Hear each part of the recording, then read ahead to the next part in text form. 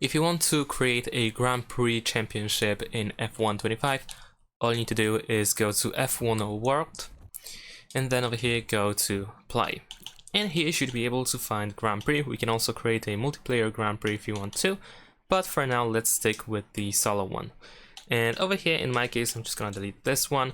You should be able to create a new Grand Prix. Over here you can choose the category, so we have F1 World Car, we have F1 2025 and F2 2024.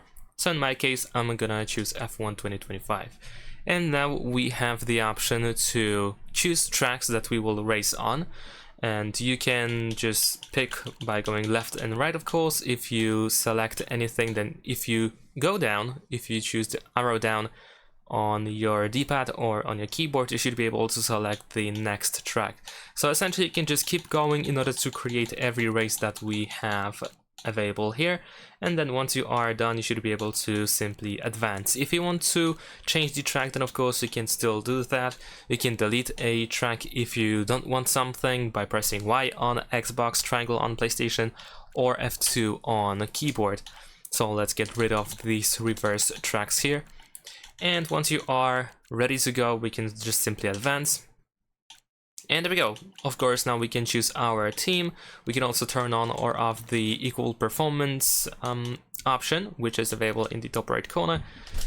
And that is essentially it. And before we start the event, we also have some customization options for the event.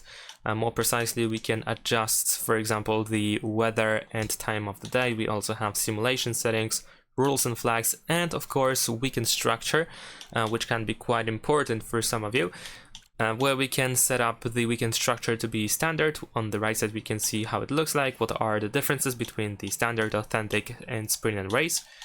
Besides that, we have the practice format, which we can enable or disable, and of course the qualifying format as well, and the amount of laps over here. So once you set everything up, you can just press start event, and that's all. Thanks for watching, leave a like and subscribe.